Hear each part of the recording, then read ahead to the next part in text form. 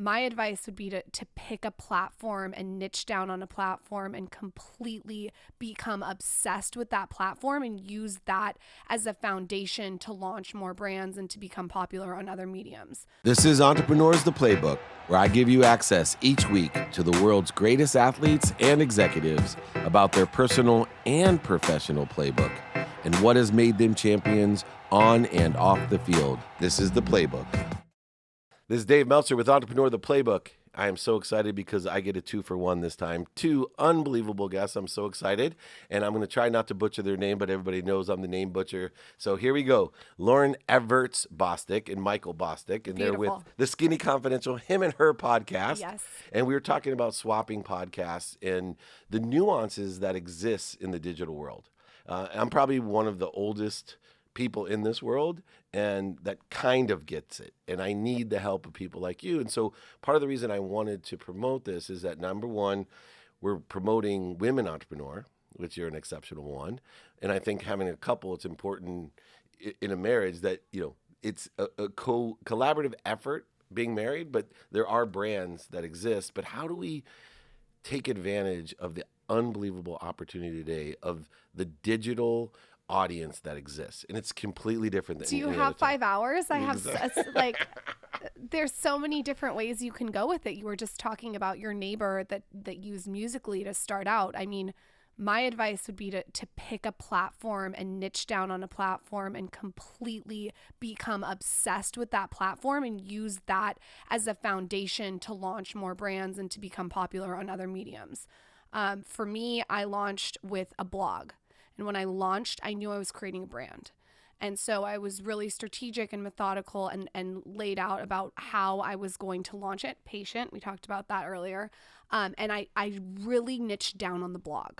Nowadays, it's obviously different. People have shorter attention spans. So things like podcasting or microblogging through Instagram or Instagram stories can become really powerful. Yeah, I think as this space has developed, people are now, we got in earlier. Like Lauryn started her blog 8-9 years ago. We started this podcast almost 3 years ago.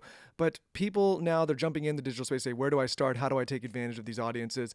And I think they start to get a little bit overwhelmed because they say, okay, well, this blog's already established, or this podcast established, or that person has this following. What I always tell people, and where I think they'll be the most effective, is find a medium that you really love.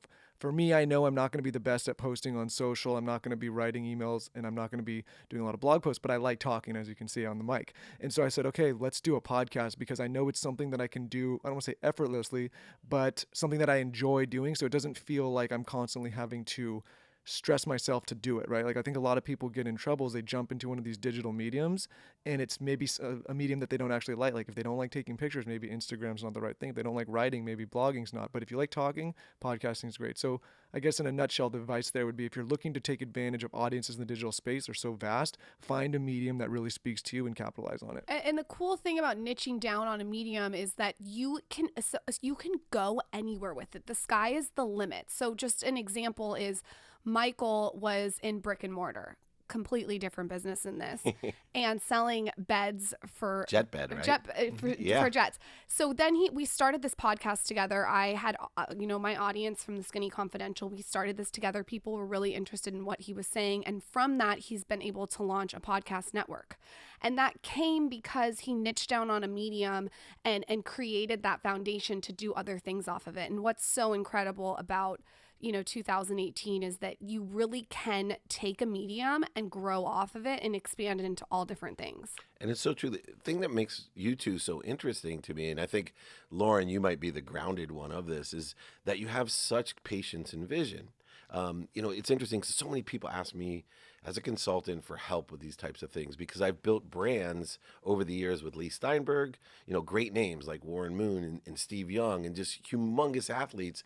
But what I've always done is taken a long approach, understanding that there's this audience and people lose patience in 2 ways. One, how long it takes to build a brand, but also 2, how sizable the brand can be. Now, I'll give you an example. When I started speaking around the world, when I was in technology, I would be thrilled to get 1,000 people into a room. And I'd walk off stage and those 1,000 people would clap. Someone would come up and say it's the best speech ever. I'd sign a book, whatever it was. I lost perspective a little bit when, with the TV show, the podcast, and with other things I do, every day 1 million people could. I'm on stage for 1 million people. In fact, I took my medium a little differently. I said, my life's interesting because I'm older and I have exposure in relationships. What if I just captured everything I did, edited, amplified the good stuff, and put it out onto the platforms that resonated with an audience, but not try to monetize it at first. Just see what worked. What you just said, not try to monetize it at first, is so important. I think that if you were baking a cake and it was trying to build a brand online, like, patience is the salt. It's important. It's not the most important, but it's certainly extremely important. I think a lot of girls that I mentor will come to me and say, how do I make money right away? And I'm always like, let's refine that to the intention. How can I provide valuable quality content on a consistent level and not have the intention to monetize for a minute? So what I did is I had 3 jobs, and I was bartending, I was teaching Pilates and Pure Barre and going to school full time and doing this as a side hustle and had no intention to make money really for 3 years. I really didn't make money. And I think that the audience felt that intention. And so it grew organically and exponentially. That's awesome. And Michael, you're a good witness. I was just going to say, I've witnessed a lot of it, and Lauren's always had extreme patience and very long vision, and I really admire that about her. I've learned patience through getting my ass kicked by not being patient, right? You and I can start a business. Yeah. Similar story to you. Like, I've gotten into situations where I almost lose everything just because, maybe you're in a cash business or you're doing things that's transactional and it's not really building brand. Outside of JetBed, which is, that's 10 years now. So when I look at the things that I've done well, Dear Media, JetBed, this podcast, a few other things, it's always been the things where I've been patient, and the things where I've really gotten in trouble, maybe made some cash up front, is when I haven't been patient and I've just done transactional stuff. So I think when we started this podcast, I was able to go into it with Lauren and say, okay, let's not even think about the money. Let's go into this with just the intention of providing entertainment, value, inspiration to whoever's listening. Because really, as a head of a network now, if you build an audience, the monetization part becomes the easy part. The hard part is building an audience. And I always tell people when they come in to meet with me, they get in trouble when they say, okay, I want to start this podcast, I want to launch it now. Like, how do I make money right now? You can't do that right away. It doesn't work that way, right? You have to build an audience and a loyal following and people that actually care about what you're saying, and then you can make money. I wouldn't even think about money for 2 years at least if you're out there and you want to be a blogger or influencer. I would not even think about it. I would agree. I'd ask myself one question: how much money do I have saved? Yes. or how hard can go get a cocktail job? I mean, when people are like, I work 9 to 5, I'm like, go work 4 nights a week as a bartender and stay up a little later than you're used to. There's ways to make it work.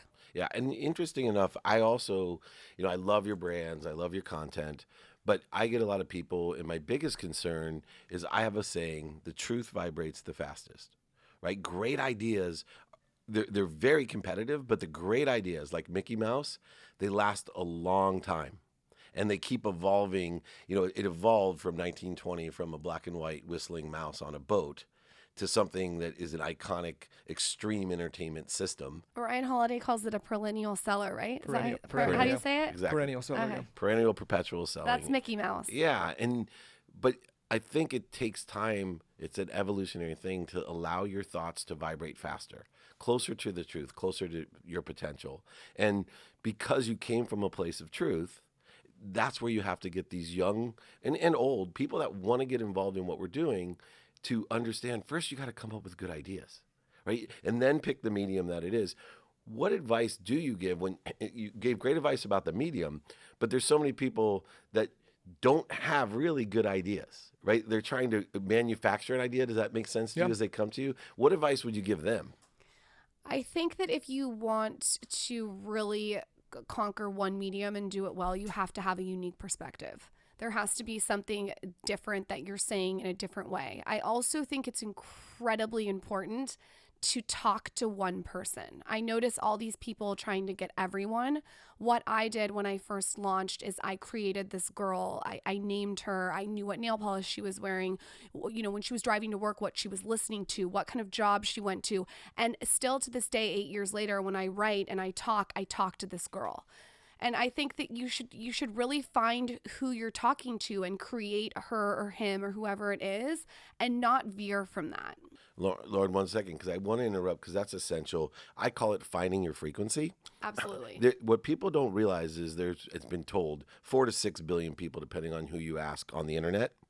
And you lose track that if you find your frequency, what that girl looks like, because I do that myself, right? This is my audience. And 1 million of the 4 billion is easy to get if you stick to your frequency, because likes attract like. Those ideas will keep attracting. And then what happens, though, even though you're talking to that one, you start realizing that one girl you're talking to has a whole bunch of friends that are different, but that they like that girl. And here's the cool part about that. Once you get to that level where you're talking to that one girl and maybe there's, 1 million of them, however many there is, you put them into a community, like a secret Facebook group, which I started this secret Facebook group. And with the questions, right? People love community. And so I put all these girls together. There's like 45,000 women in there, and what's happened is it's a like-minded community of people that have the same interests. It's no judgment in there, and it's just been so cool to actually see the one girl I was talking to go to all these women that are connecting, and it has nothing to do with me. It's bigger than me. It's them meeting up in Australia and Florida and all these different places, and that's when you can step back and be like, okay, I'm creating this brand. It's not just me, me, me, me, me. I think where people are maybe all of us as a society getting into trouble now is you're looking at the macro number. You look at these people with massive followings. You say, okay, I need to reach that many people to be successful. And people forget, I'm sure you've heard of the article, 1,000 True Fans, right? People forget that you can build massive businesses with highly targeted niche audiences, right? Like if we use JetBet as an example, which is the betting company, like that is not a mass business. Not a lot of customers for that, right? You have to have a jet, you have to be flying private, like you have to be a certain net worth. But it's a good business because, we do speak really well to that audience. We don't veer outside of it. We cater to them directly. It's the same thing, the same concept with the podcast, right? Like we know who we're speaking to. We know who we're not speaking to. We're not trying to get everybody. We're just trying to get that extremely engaged listener that's going to tell their friends, that's going to identify. I'd rather have 5 people love me than 100 people like me, right? Like people like it, say, oh, great, but I'm not going to go and share it. And what about people that hate you? Like, for me, one of my biggest things is that I wanted to be loved by everyone. Mm-hmm. And I had to get past that as my brand grew, because no matter what, there's going to be people that disagree with you and have a negative attitude, and no matter what you say, my favorite line I always use is, I've been blessed to be around Gary Vee, right? One of my mentors, co-mentor. I help with their sports stuff. He helps me with the digital. But someone literally came online and was so upset because they said that I was a fake, a fraud, because I stole gratitude from Gary Vee. Like I stole the idea of gratitude. But how do you guys deal with that side of it as well? Because you do want to be liked. Can I cuss? Yeah, sure. I just don't give a fuck anymore. It's Good. like if you're either you're on board or you're not, and if you're not, then you don't have to consume my content. So get off the train. Yeah. I think that took me. Do you tell them to get off the train, or do you just let them be there? I basically only address a hater if it's constructive criticism. So if they're telling me something that I need to work on, like I say the word K a lot. People were pointing that out. So I thought, okay, I need to look inward and You're fix like, okay, this. I'll fix that. Okay. And so that was constructive. Yeah. But when it's something that's Ridiculous. about my looks or something I can't control, it's so pointless to even answer it. It's to me, it's like, why are you even consuming my content?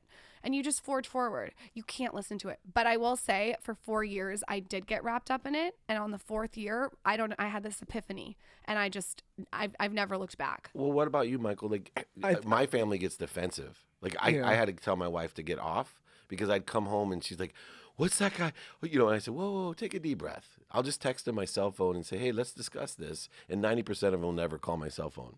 I'm very fortunate, and I might get in trouble for saying this, but this has never been a problem for me. I grew up with a father who's, I don't even know how to explain him. Lauryn could explain him, but he's a guy that walks in the room. You either love him or you're just like, get out of here. And I had a dad like that. Yeah, and he's a very type A guy, but he instilled a lot of confidence in me as a young man. And hold on, I have to tell the quote he always says. The coyotes howl and the caravan keeps moving. Yeah. Nice. I like it. But I got to meet him. He's in San Diego? Yeah, he's in San Diego. All right, next time I'm coming over. Like That'll be good. But he, I looked to him as I knew fundamentally growing up that not everybody was going to like me, but at the same time, like I have to speak my truth and be who I am, because I'd rather get a solid group of people, like I said earlier, that really identify with me, love my message, as opposed to trying to convert the people that I know I can't convert, right? I think it's point. a waste of time. That is a great point. So many people waste so much time trying to convince someone of something instead of going with the people that already are. You can't. You'll never convert them. Yeah, it's like people that, like you've been in a situation Politics when you're in are that business way. and there's like, something's going really, really well in your business and then something's not, and you really kind of start focusing on why is that not going well instead of doubling down on the thing that's Right. working. Put faith in what you want. Exactly. And so, with that kind of stuff, I've been lucky that I've kind of just stayed in my lane. I've been confident enough to do what I want to do. And I know, and here's the fundamental reason. I know that I can't please those people and I can't change my personality to cater to those people. So I have to be who I am and speak my truth. And it's, fortunately, it's working out for me, because I think the other strategy when people try to placate to those types of audiences is a losing strategy, because there's just some people you can't win. And here, shift gears a little bit, because for entrepreneur, you guys are young, successful entrepreneurs, but there's a critical question that a lot of people ask me. And I'm really curious, where are you guys putting your money right now? Right? Because I believe 2019, if you're not putting your money back in to this audience, because I work with big corporation, right? The minute the L'Oreals, who I'm a L'Oreal model, by the way, camouflage. Wow. See, I like it. I can manifest anything. Yeah. But L'Oreal, when companies like L'Oreal and the big Fortune 500 start getting in this game, the prices are going to go up. Yep. And if you're not buying your market share and making this investment in yourself today, you're making a foolish decision. Where are you guys investing your money? I was just going to answer that with I'm putting my money back into the Skinny Confidential and into a product line that'll be out in hopefully a year. So I'm investing in myself. I am not as good with money as my husband. He's much better. That's surprising. We just filmed a podcast. I'm the You like creator. Like not even shoes. I just am not the best with like investments and all these different kinds of things. We just started talking, and she's just learning about taxes and different deductions and different ways to invest and different ways to save. So she's getting into that. I'm not, like I said, I've learned to be better with money by getting my ass kicked in the back. But no, right now everything's going vertical integration, right? Like every time we make money, put it back into business. We're growing Dear Media rapidly, going into hiring, building up that team, building up the Skinny Confidential, building up the businesses. I've made mistakes in the past where you make a little bit of coin and you go and buy stupid things. You got to buy a watch. You got to go on trips. You got to look buy in the mirror right now, buddy. Yeah. So I feel like you guys have a lot. I was lucky enough that I did that pretty early on and figured it out, because it's difficult to figure out as you start to have more responsibilities and more people looking at you to that you're responsible to, right? Like more staff or family or friends, whatever, kids. Yeah. And so look your kids in the face after you've lost everything, and they're pulling sheriff vans and moving trucks up to your Rancho Santa Fe house, and you're the hero. You lived in Rancho Santa Fe? Yeah. That's exactly where we grew up. Yeah, that's what we're talking about. You guys went to Torrey Pines. I didn't hear you say Rancho Santa Fe. He went to Camp Cuyamaca. Yeah, that's where I met my wife, and I were in the 4th grade together. Isn't that She weird? hated me though. We'll get more onto the past side of that. We have a lot in common. Yeah. I think I would like your wife. Everyone loves her. I think I would like your wife. Okay, so being married though, a lot of entrepreneurs want to partner with their spouse. And when you want to meet my wife, she is awesome and created her own business. She's a successful entrepreneur herself. But I joke around, I can't do business with her. Yeah. Right.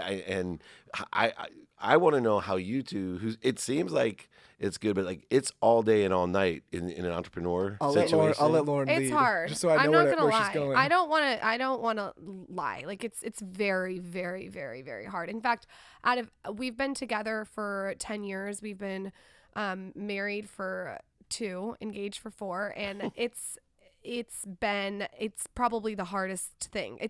It's very rewarding. Yeah. But it is really challenging. Like for me, the intimacy part, like I still have to diffuse when I don't work with her, but just the question of like, what did you do today? Sometimes like is the biggest turnoff in my whole life. And for her, me not answering is even a bigger turnoff. And like, I couldn't imagine taking the baggage of my work home And instead, she's my escape. Like, I'm one of these guys. I'm 50 years old, been married 21 years, super attracted to my wife. I've outkicked my coverage when you meet her. Gorgeous.